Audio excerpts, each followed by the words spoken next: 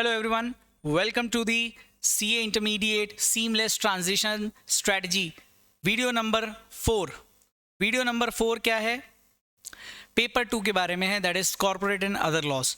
अभी तक हमने advance accounts, auditing, FM and SM के बारे में इस सीरीज़ में सब्जेक्ट्स में जो चेंजेस आए हैं और उनका पेपर पैटर्न कैसा हो सकता है, हम क्या करें, ये सारी चीज़ों की एक अंडरस्टैंडिंग ली है। अब हमारा एक लास्ट पेपर जो ग्रुप 1 में बोलो, लास्ट तो नहीं बोलूँगा, सेकेंड लास्ट वीडियो है, क्योंकि मैं अगला जो वीडियो लेके आऊँगा उसमें कॉस्टिंग एंड टैक्सेशन वाले पेपर को एक साथ ही कंक्लूड करूँगा। So this is the second last video of my seamless transition strategy for May 24 and onwards exams of CA intermediate. Let's see क्या चेंजेस हैं और क्या क्या कहाँ से आया और क्या ICAI की एक्सपेक्टेशंस है जो उन्होंने वेटेज इशू किया है। Let's see. Okay, I hope आपको स्क्रीन दिख रही होगी।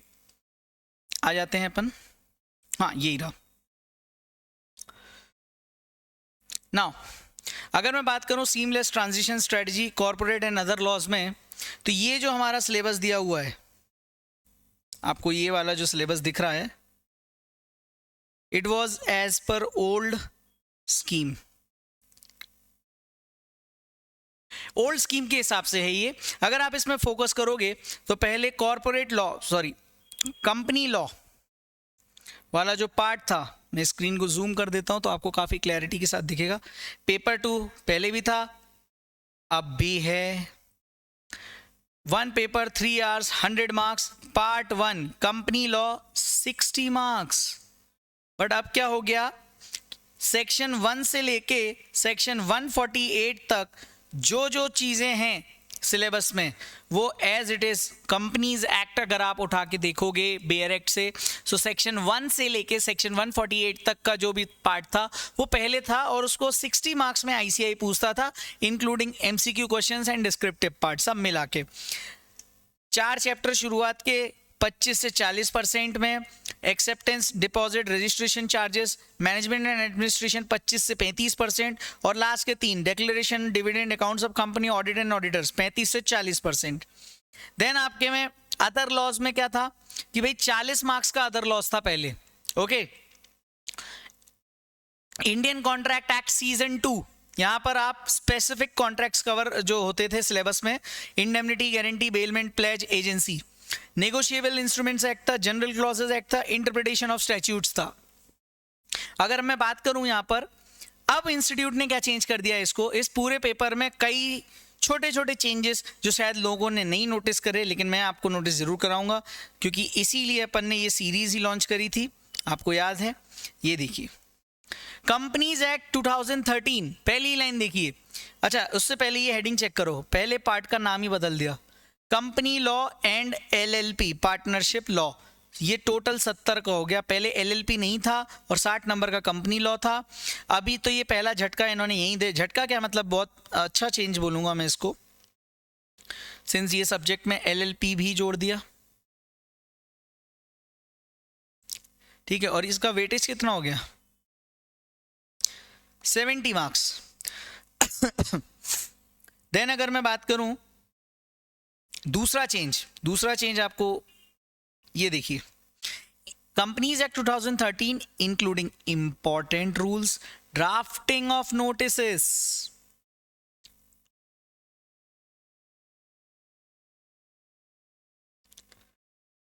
Important rules, drafting of notices / resolution. तो ये जो चीज है, ये एक नई वेलकम चीज है, क्योंकि पहले सिर्फ रूल्स कवर होते थे। ये जो चैप्टर था और ये रेजोल्यूशन ड्राफ्टिंग का जो चैप्टर था, एक छोटा सा चैप्टर था, CA फाइनल में हुआ करता था, वहां से paper number 4 corporate and economic law से इस चीज को हटा दिया और हटाकर यहां रख दिया। ये चैप्टर कभी कभार आता था एग्जाम में, कभी कभार आता था, लेस इंपॉर्टेंट टॉपिक्स में से एक था। इसको उन्होंने सोचा कि drafting of notices and resolution etcetera ये बच्चे को इंटरमीडिएट में ही पढ़ना चाहिए, और उसके लिए उन्होंने इसको यहाँ डाल दिया। ऐसा नहीं था कि ये हमेशा से ही फाइनल में था, पहले जब 2017 तक जो इससे पहले जो IPCC हुआ करता था, वहां पर पेपर का नाम आपका कॉर्पोरेट एंड अदर लॉस था ही नहीं। पहले पेपर का नाम था corporate loss, business loss, ethics and communication. तो कम्युनिकेशन वाले पार्ट में ये चीजें हुआ करती थी, drafting of notices and resolution etcetera. IPCC के टाइम पर भी होती थी। फाइनल में तो था ही ये टॉपिक। अगेन पहले 10 चैप्टर अगर आप देखोगे ना तो ये पूरे के पूरे सेम है जो पहले हुआ करते थे, as it is. Audit and auditors तक सारे चैप्टर सेम है, कंपेयर भी कर लीजिए। बट एक नया चैप्टर यहाँ पर सीए फाइनल से उठाकर उन्होंने इधर इंटरमीडिएट में रख दिया, and this is company incorporated outside India. बहुत इजी चैप्टर है, मैं मान के चल रहा हूँ ये चैप्टर बहुत इजी है, क्योंकि फाइनल में ये चैप्टर 8 नंबर का आता था डिस्क्रिप्टिव पार्ट में। एमसीक्यू मिला लें तो 10 नंबर तक का ये चैप्टर एग्जाम में आता था, और इस चैप्टर को उठा के उन्होंने यहाँ रख दिया। तो it is a welcome change, ये कोई प्रॉब्लमेटिक टॉपिक नहीं है। सर एलएलपी को तो डाल दिया, साथ ही साथ क्या किया, ये तो हमने बचपन में भी पढ़ा था। सर बचपन मतलब फाउंडेशन में भी पढ़ा था। अभी जो बच्चे फाउंडेशन पास करके आएंगे, जिनके पहली बार इंटर में एग्जाम होगी, उन्होंने फाउंडेशन में भी पढ़ा। और पहले भी जो बच्चे इंटरमीडिएट में आते थे वो फाउंडेशन में एलएलपी का बेसिक्स पढ़ के आते थे। यहाँ पर रूल्स के साथ ये एक्ट रख दिया गया है। और वेटेज तो देखो 15 से 20% सिर्फ और सिर्फ एलएलपी एक्ट। अभी अपन मार्क्स वाइज भी बात करेंगे। इन्होंने क्या किया, वेटेज थोड़ा सा चेंज किया। फर्स्ट 4 चैप्टर पहले भी एक लॉट में थे, अभी भी एक लॉट में, लेकिन 20 से 30% इसको कर दिया। पहले 25 से 40% था, अभी 20 से 30% कर दिया इसको। उसके बाद सेकेंड लॉट अगर कंपनीज एक्ट में था तो वो डिपॉजिट चार्जेस और मीटिंग्स वाला जो चैप्टर था, मीटिंग ऑफ शेयर होल्डर्स वाला चैप्टर, इसमें 20 से 30% अभी कर दिया है। और ये पहले होता था 25 से 35%, बिकॉज 60% का वेटेज था। अभी ये पार्ट पूरा 70 नंबर का हो गया है। Mind it very carefully. Dividend, accounts, audit and auditors, foreign company, that is company incorporated outside India, ये टॉपिक 30 to 35 मार्क्स का कर दिया, परसेंट का कर दिया, जो पहले इतना ही था। टेक्निकली देखा जाए उतने ही मार्क्स का है, थोड़ा बहुत ऊपर नीचे हुआ बस। हाँ, ये 2 वेलकम चेंजेस हैं, और साथ ही साथ एक ये चेंज। तो 3 चेंजेस अभी तक अपने को समझ आए।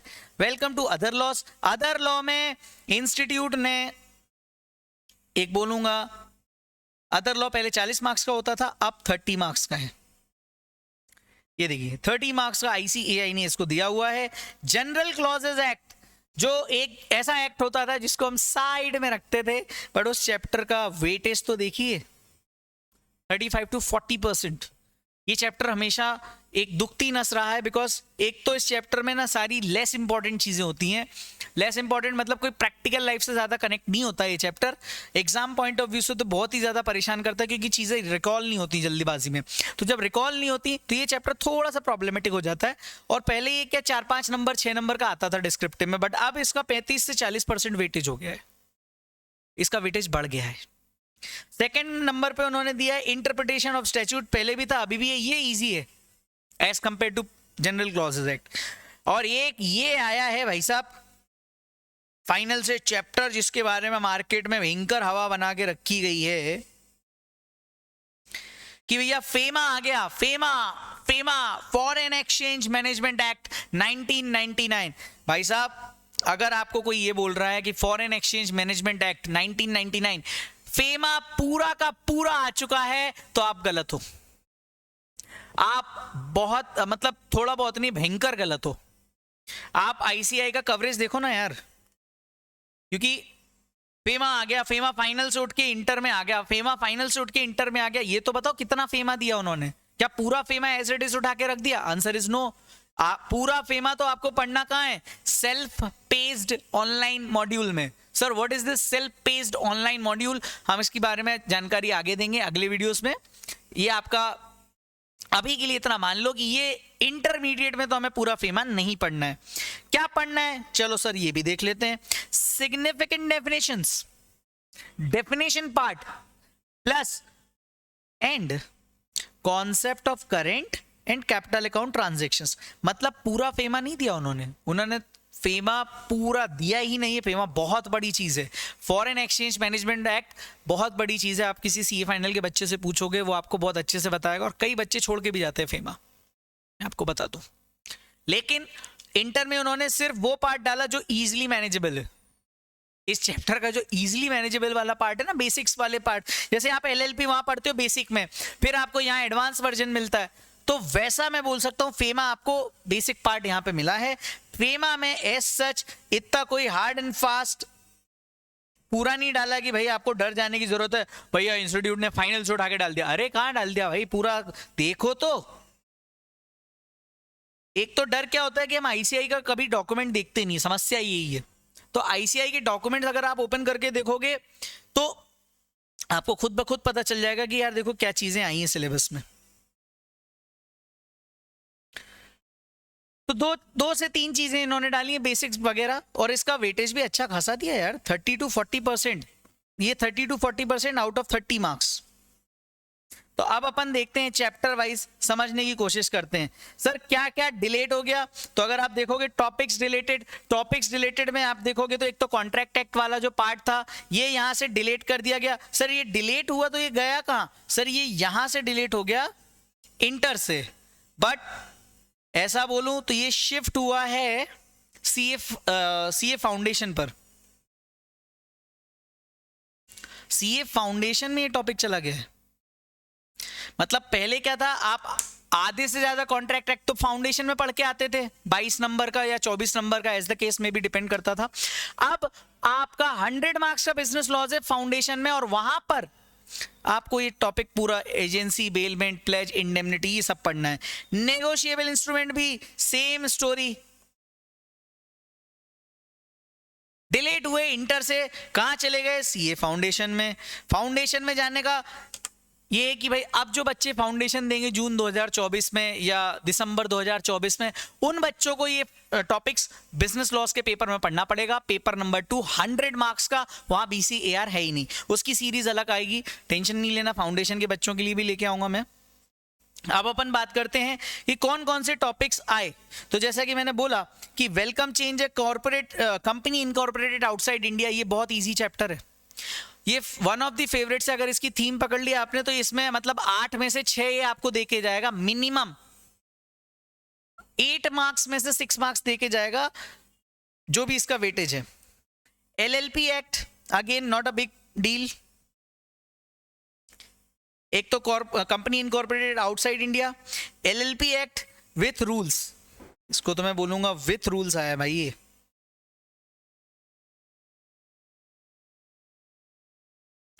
फेमा मैं बोलूंगा ना बेसिक्स, अगर आप पूरा फेमा उठा के देखोगे तो पहाड़ है, पूरा फेमा नहीं दिया तो डरने की बात नहीं है। जो कंफर्टेबल वाला पार्ट है अपना, जिसमें बच्चे कंफर्टेबल रहते हैं, वो पार्ट है इंटर में, और इतना ज्यादा भी नहीं है कि भाई पूरे 90 मार्क्स का फेमा है। फेमा बहुत इंटरेस्टिंग एक्ट है अगर पढ़ रहे हो आप।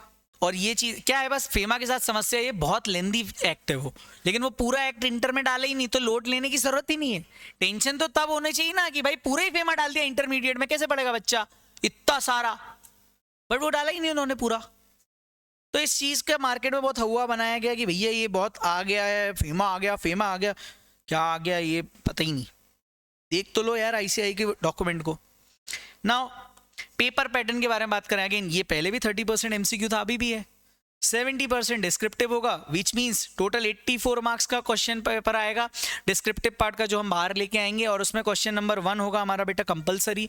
जब कंपलसरी हुआ तो क्या होगा, चैप्टर वाइज वेटेज भी समझ लेते हैं। अब देखो मैंने क्या किया है ना इस पीडीएफ में, एक तो जो इंपॉर्टेंट चीजें हैं उनको अच्छे से अलग से हाईलाइट करके रखा है। ये देखो, मतलब इंपॉर्टेंट नहीं, जो चेंजेस आए हैं सिलेबस में, ठीक है।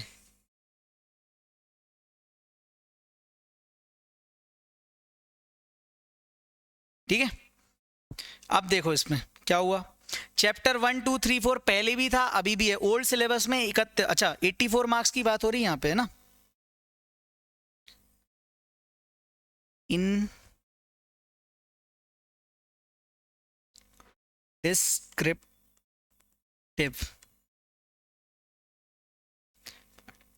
पार्ट में chapter wise weightage, chapter 1 2 3 4 of the companies act जो आपके मॉड्यूल में दिए हैं, पहले था 21 से 34 नंबर का वेटेज, अभी हो गया 17 से 25 नंबर का।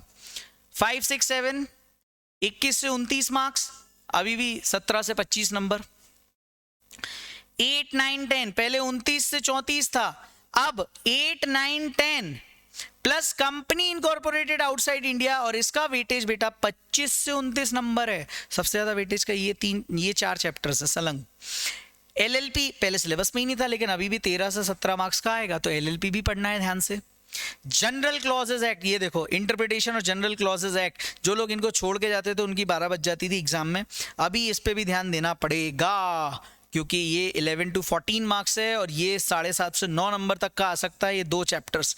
और फेमा पहले था ही नहीं, लेकिन अभी 9 to 12 मार्क्स में ये भी आपको दर्शन देगा। सो इन ऑल अगर मैं देखूं तो इस पेपर की आपको क्लासेस करने की ऐसा जरूरत नहीं है, अगर आपने पूरी क्लासेस अच्छे से करके रखी हैं।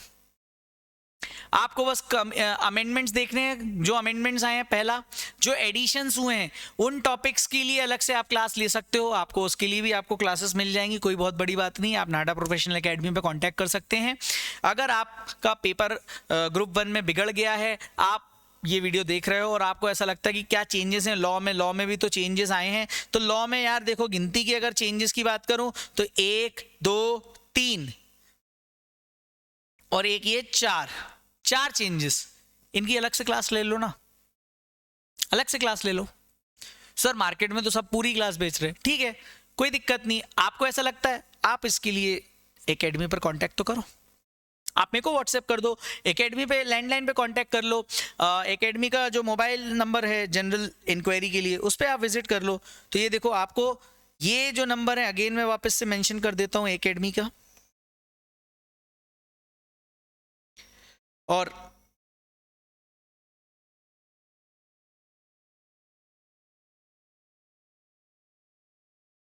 ठीक है, और ये मेरा पर्सनल नंबर है। आपको किसी भी तरीके का कोई भी गाइडेंस चाहिए, सीए कोर्स अगर आप कर रहे हो, आपको कहीं पे भी किसी भी लेवल पे हो, foundation, inter, final, being in the articleship, आपको कोई गाइडेंस चाहिए, जस्ट हर्षित भैया is 1 WhatsApp away, 1 Telegram message away.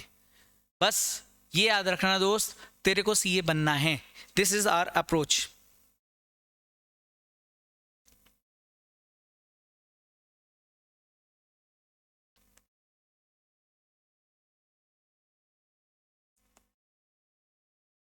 ठीक है, so that's it for this video.